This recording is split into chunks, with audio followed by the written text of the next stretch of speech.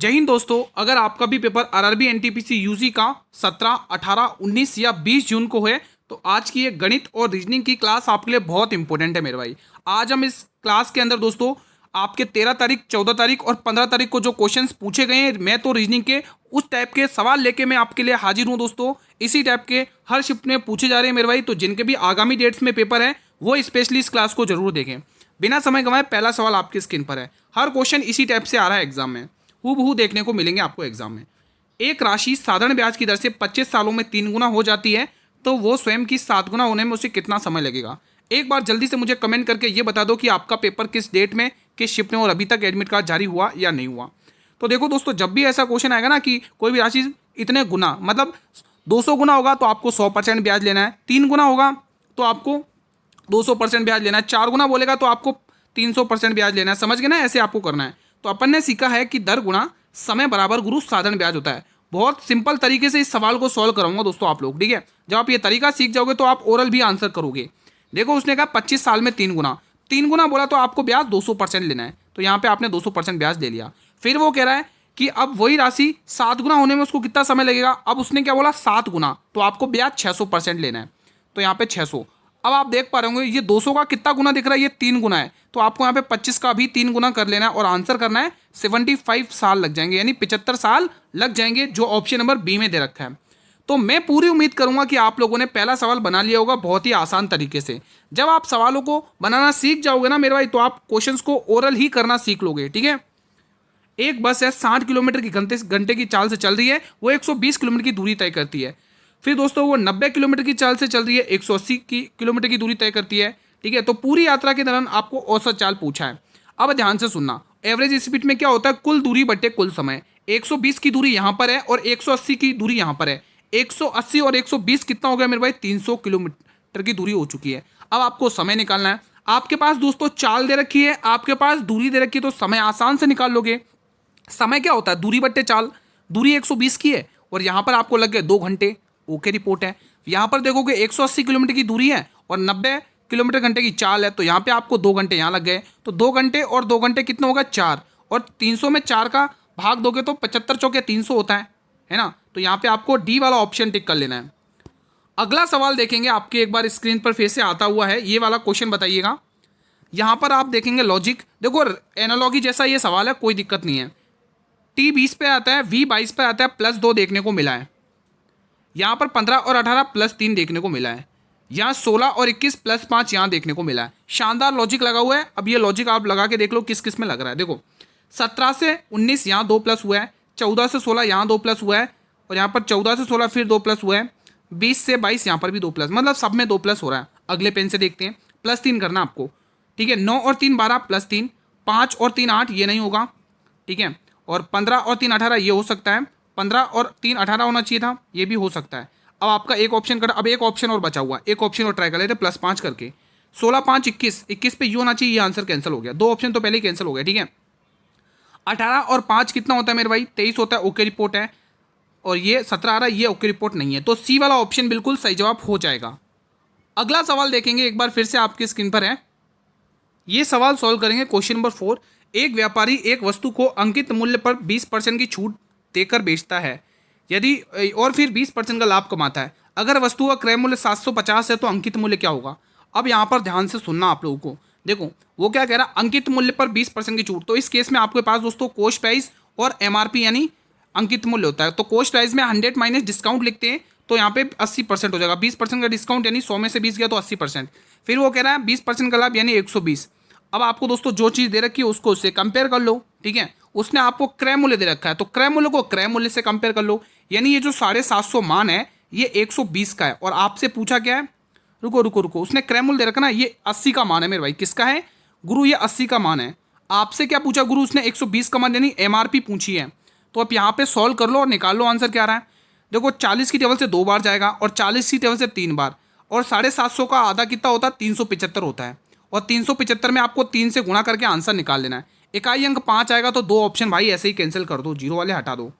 इकाई अंक 5 दोस्तों, इकाई अंक 5 आएगा तो एक ही ऑप्शन है भाई, कोई दिक्कत नहीं है, ठीक है। 350 का मतलब 375 का 3 गुना 1125 होता है।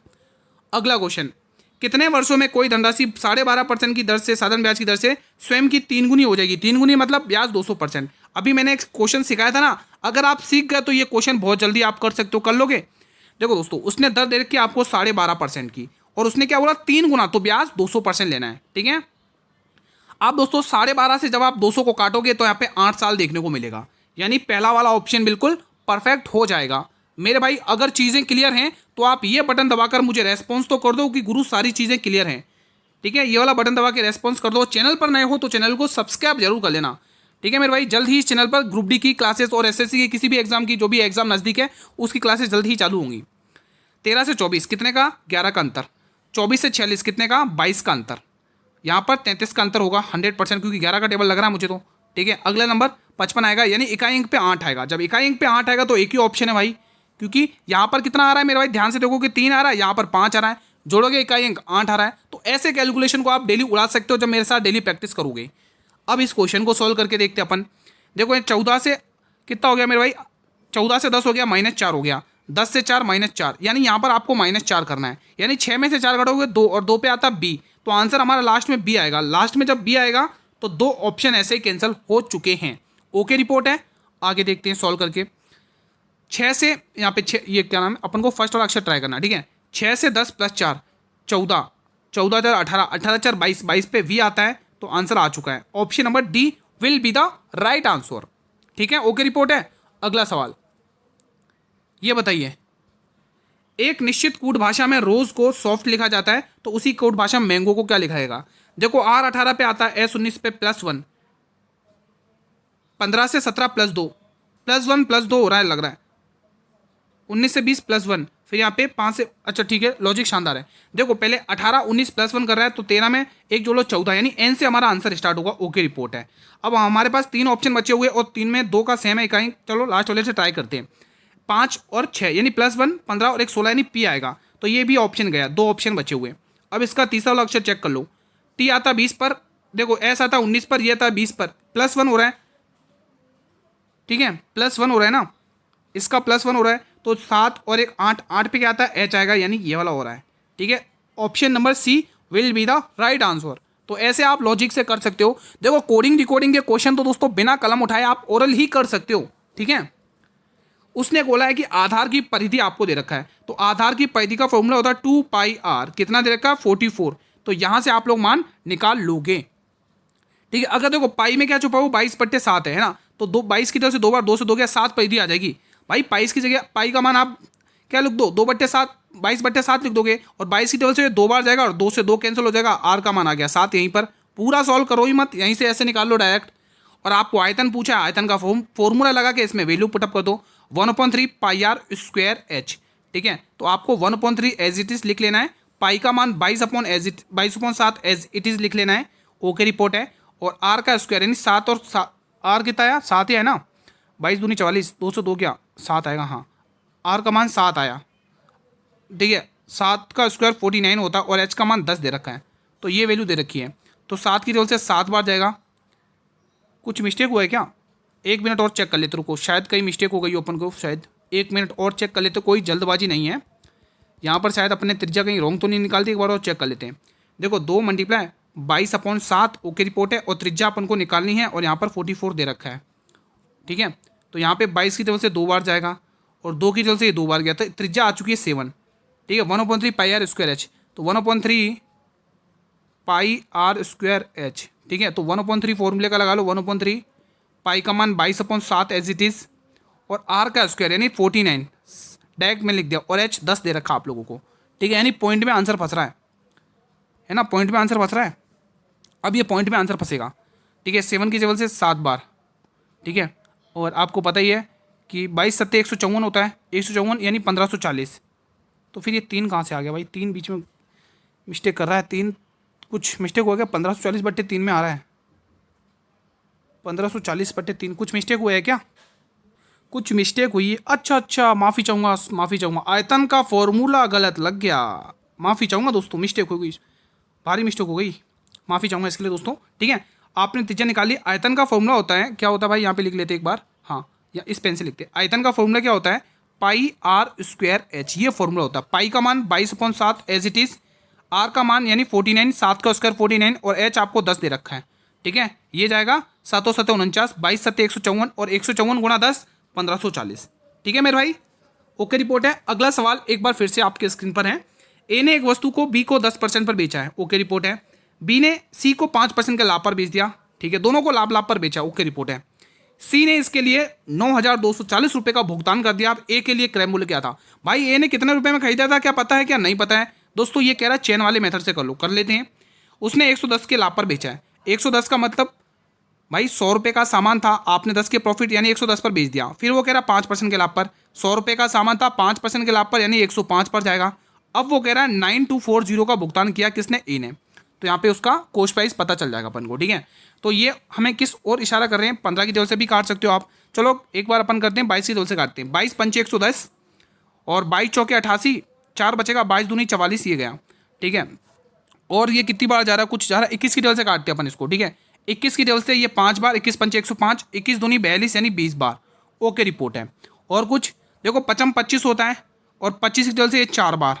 ठीक है, और 4 दूनी 8 यानी ये होगा 80, 80 गुणा 10 100 कितना होगा? यानी कि 8,000 रुपये, ओके रिपोर्ट है। अगला सवाल एक बार फिर से आपके स्क्रीन पर है। लोगों की एक पंक्ति में बाएं छोर से 13वें और दाएं छोर से 36वें स्थान पर बैठा है कोई, मतलब नाम लिखना भूल गए, इसमें कोई बैठा हुआ है। पंक्ति में कुल लोगों की संख्या। देखो कुल संख्या आप कैसे निकालते हो? टोटल वैल्यू कैसे निकालते हो गुरु? लेफ्ट प्लस राइट माइनस 1 करके ही तो टोटल निकालते हो। तो लेफ्ट और राइट यानी लेफ्ट और बाएं और दाएं दे रखा है, यानी 13 प्लस 36 माइनस का 1 करना आपको।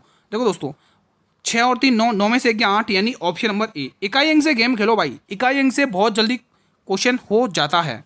अगला सवाल आपके स्क्रीन पर है। उसने बोला अक्षर युग्म में से अलग एक को पहचान लो, क्योंकि 3 जोड़े समान है और एक अलग है, उसी को आपको पहचानना है। ठीक है, तो लगा लो लॉजिक, क्या लग रहा है? अगर आप ध्यान से देखोगे 19 और 25 प्लस 6 देखने को मिल रहा है। 8 और 12 प्लस 4 देखने को मिल रहा है। 6 और 4 10 प्लस 4 देखने को मिल रहा है।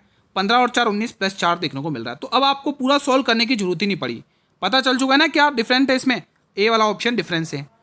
अगला सवाल आपके स्क्रीन पर है। एक निश्चित कूट भाषा में लोभ को 2653, बोर को 6823 लिखा जाता है। एल के लिए कोड पूछा है, तो एल के लिए कोड पूछा है मेरे भाई, तो यहाँ पे कॉमन वर्ड्स को हटा लो। 6 यहाँ दिख रहा है, 6 से 6 कैंसिल, और 3 से यहाँ पर ये 3 कैंसिल, 2 से ये 2 कैंसिल। अब बचा क्या? 8। तो दोस्त 8 यहाँ पर बचा है, नहीं यहाँ पर 5 बचा है ना, हाँ यहाँ पर 5 बचा है, तो इसका कोड 5 हो जाएगा। तो मैं पूरी उम्मीद करूँगा कि आप लोगों का ये आंसर आ चुका होगा। ठीक है, अगला सवाल आपके स्क्रीन पर है। शंकु की ऊंचाई कितनी रखी है? 14 सेंटीमीटर। आधार की त्रिज्या 6 सेंटीमीटर। शंकु का आयतन, दोस्तों यहाँ पे एक ऑप्शन में मिस्टेक है। ठीक है, 968 कर लो इसको, 968 कर लो एक को, 968 या 967 हो सकता है। ठीक है, तो देखो आपको दे रखा है उसने शंकु का आयतन पूछा है। शंकु का आयतन का फॉर्मूला मैंने उसमें लगा दिया था, माफी हो, इसलिए मैंने थोड़ा गलती कर दी थी वहाँ पे। 1/3 पाई आर स्क्वायर एच, ये फॉर्मूला था। 1/3 पाई आर स्क्वायर एच, ये यहाँ पे आर है। ठीक है, पाई आर स्क्वायर एच, तो 1/3 एज इट इज। पाई का मान लिखो 22/7 एज इट इज। ठीक है, और आर का स्क्वायर त्रिज्या का स्क्वायर 6 का स्क्वायर 36 लिख लो डायरेक्ट, और एच का मान डायरेक्ट 14 लिख दो। ओके रिपोर्ट है। 3 की टेबल से ये मारेगा इसको 12 बार में। ठीक है, 7 की टेबल से मेरे भाई ये उड़ाएगा इसको 2 बार में। ठीक है, और देखो 7 दूनी 14 बार, यही हो रहा है ना, 7 12, हाँ, और ये 7 की टेबल से 2 बार, 12 दूनी 24, 24 गुणा 22 हो गया। 24 गुणा 22 देख लो, यानी कि 24 गुणा में 22 कर लो। 22 चौके 88 की 8 कैरी 8, 22 दूनी 44, 44 और 8 ये हो रहा है 528 बन रहा है। यही आ रहा है ना आंसर। 6 का स्क्वायर 36 और एच का मान 10, 1/3 पाई आर स्क्वायर एच, सही लगाया अपन ने। यहाँ पर 12 36 ही तो होगा। ठीक है, 3 की जगह से 12 36 12 बार, 7 दूनी 14 2 बार, 12 दूनी 24, 24 गुणा 22 है ना, तो 22 गुणा 24 कर लो भले। 24 का 24, 14 48 की 8, 24 दूनी 48 की 8 कैरी 4, 24 का 24 48 4 52, 528 बन रहा है। यही तो बन रहा है। क्या आ रहा है आप लोगों का आंसर? शंकु का आयतन। फॉर्मूला तो इस बार सही लगाया दोस्तों, है ना, आंसर भी ये आना चाहिए फिर तो। 528 आ रहा है, शायद ऑप्शन में मिस्टेक होगी, शायद ऑप्शन में मिस्टेक होगा। चलो आप लोग बताइए, आपका भी यही आ रहा है आप लोग? ठीक है, अगला सवाल आपकी स्क्रीन पर आ चुका है। क्वेश्चन 15 बताइए। ए ने बी से कहा है कि आप मेरी माँ के पिता के दामाद के बेटे हैं, तो बी का एक से क्या रिश्ता? ए क्या कहेगा बी को? ठीक है, तो देखिए समझने की कोशिश करिएगा। ए बोल रहा है कि इसको बी से कह रहा है आप मेरी माँ के पिता, मेरी माँ के पिता कौन होंगे? आप मेरे माँ के पिता, माँ के पिता मेरे मतलब नाना, नाना के दामाद, नाना के दामाद मतलब मेरे पिता के बेटे हैं, तो उसका भाई लगेगा ना, है ना? तो ये भाई लगेगा एक, ठीक है, तो बी का भाई लगेगा, बी का भाई, ये ऑप्शन नंबर सी। दोस्तों ये क्वेश्चन ईजी था, आप लोगों ने भी बना लिया होगा। अब ये क्वेश्चन मैंने इसीलिए लास्ट में रखा क्योंकि ये क्वेश्चन है गुरु सेटिंग अरेंजमेंट का, और सेटिंग अरेंजमेंट करने का मजा ही कुछ और है। डरना नहीं है, ध्यान से सॉल्व करेंगे और अच्छे से सॉल्व करेंगे, पूरा सॉल्व करेंगे, एक एक चीज़ को बारीकी से पढ़ेंगे और इसका आंसर करेंगे। ठीक है मेरे भाई, स्टार्ट करें इसको पढ़ना। चलिए देखो कितने व्यक्ति, 2 2 4 2 6 7 व्यक्ति, तो मैं 7 लाइनें बना लेता हूँ। मैंने ये 6 लाइनें बना ली, एक लाइन में यहाँ बना लेता हूँ। ओके रिपोर्ट है, पढ़ते जाओ बनाते जाओ। क्वेश्चन कह रहा है पी के बाईं ओर से गिनने पर पी और ई के बीच केवल 3 व्यक्ति बैठे हुए हैं। ए के दाईं ओर से गिनने पर एम और ए के बीच में केवल 3 व्यक्ति बैठे हैं। एल एम के ठीक दाईं बैठा है। हम कहानी यहाँ से स्टार्ट करेंगे, हमें एक एग्जैक्ट पोजीशन मिल चुकी है। एफ ए के साथ ई का भी निकटतम पड़ोसी है। बी के बाईं ओर से दूसरे स्थान पर कौन बैठा हुआ है? ठीक है, तो हमें एग्जैक्ट पॉइंट मिल चुका है भाई, कहाँ से? एल एम के ठीक दाएं। तो पहले बैठाओ एम, और एम के ठीक दाएं कौन बैठा हुआ है? एल बैठा हुआ। ओके रिपोर्ट है। अब एम और एल से मिलता हुआ डाटा कहाँ पर देखने को मिल रहा है? इस वाली लाइन से। ए के दाईं ओर गिनने पर एम और ए के बीच केवल 3 व्यक्ति बैठे हुए हैं। ए के दाईं ओर गिनने पर, तो ए यहाँ पर बिठा दो और इनके बीच में 1 2 3 व्यक्ति बैठ चुके हैं भाई। ए के दाईं, तो इसका दाएं आगे ही तो होगा। ओके रिपोर्ट है। अब ए एम और एल से रिलेटेड कोई डाटा ढूंढो, कहीं दिख रहा है क्या आपको? ये रहा, ये यहाँ पे, ये वाली लाइन में। एफ ए के साथ साथ ई का भी निकटतम पड़ोसी है, मतलब कि ए और ई के बीच में एफ बैठना चाहिए। ठीक है, ठीक है दोस्तों, अगर आप यहाँ पर तो बिठा नहीं सकते हो, एल बैठा हुआ है, ठीक है, यहाँ तो बिठा नहीं सकते हो, एल बैठा हुआ है, तो आपको ए के साथ साथ एफ कहाँ? तो ई यहाँ पर बैठेगा और इसके बीच में एफ आ चुका। अब देखो ये एफ है ना, ए और ई का निकटतम पड़ोसी हो गया। ओके रिपोर्ट है। अब हमने जो पहली वाली लाइन होल्ड पर डाली थी ना, उसको उठाते हैं। वो कह रहा है पी के बाईं ओर गिनने पर पी और ई के बीच केवल 3 व्यक्ति बैठे हुए हैं। तो पी के बाईं ओर गिनना ना, पी के बाईं ओर 1 2 3, हाँ 1 2 3 व्यक्ति बैठे। पी के बाईं ओर गिनने पर पी और ई के बीच, हाँ बिल्कुल 1 2 3, पी के बाईं ओर, ये रहा पी के बाईं ओर, पी का बायां इधर से चलेगा। 1 2 3 व्यक्ति बैठे हुए। Okay report. बचा कौन? बी बचा हुआ, बी को यहाँ बिठा लो। सारे व्यक्ति बैठ चुके हैं। क्वेश्चन कह रहा है बी के बाईं ओर गिनने पर दूसरा व्यक्ति कौन है? तो बाईं ओर गिनना, ऊपर की तरफ 1 और ये 2, दूसरा व्यक्ति एफ है, यानी आपको यहाँ पर सी वाला ऑप्शन मिल चुका है। बना लिया आप लोगों ने भी यही सवाल? कोई दिक्कत तो नहीं है? डाउट हो तो आप कमेंट बॉक्स में क्लियर कर सकते हैं मेरे भाई। ठीक है, ओके रिपोर्ट है। तो ठीक है, आज का सेशन फिलहाल यहीं पर वाइंड अप करते हैं। बताइए कैसा रहा आप लोगों का रिवीजन? हर शिफ्ट में दोस्तों इसी टाइप के क्वेश्चन पूछे जा रहे, यही पैटर्न फॉलो हो रहा है हर शिफ्ट में। ठीक है, तो आप ये क्लास अटेंड कर सकते हैं। और हाँ दोस्तों, सेशन पसंद आया तो बिना लाइक किए मत जाना दोस्तों। वीडियो को लाइक करके रेस्पॉन्स जरूर करो दोस्तों कि सारा चीज़ क्लियर है, अच्छे से समझ में आ चुका है। सेशन को शेयर भी करो भाई, ठीक है। और एक और इंपॉर्टेंट बात, अगर आप चाहते हो ये क्लास में कंटिन्यू रखूँ एग्जाम तक, तो मेरे भाई इस चैनल को आप सब्सक्राइब करके रख लो, क्योंकि PDF भी आपको इसी चैनल पर मिलेगी। तो चैनल को सब्सक्राइब कर लो, बेल नोटिफिकेशन बेल को प्रेस कर लो, ताकि आने वाले हर एक नई वीडियो का नोटिफिकेशन यूट्यूब सबसे पहले आपको ही प्रोवाइड करेगा। इसकी PDF टेलीग्राम चैनल पर मिल जाएगी, जिसका लिंक मैंने इसी वीडियो के डिस्क्रिप्शन बॉक्स में दे रखा है मेरे भाई, ठीक है। और एक और इंपॉर्टेंट बात दोस्तों मैं आपको बता देता हूँ, हम 8 बजे वाली क्लास में दोस्तों आज जो शिफ्टें हुई हैं 16 तारीख में 3 शिफ्टें, उसमें क्या क्वेश्चंस पूछे गए उसका डिस्कशन करेंगे, फुल एनालिसिस करेंगे। तो 8 बजे वाली आज क्लास जुड़ना ना भूलें, 8 बजे वाली क्लास मिस मत करना मेरे भाई, ठीक है। कोई डाउट हो तो आप क्लियर कर सकते हैं। बाकी दोस्तों मिलते हैं कल एक और नेक्स्ट क्लास में इसी टाइम पर, तब तक के लिए जय हिंद, जय भारत, वंदे मातरम, ठीक है।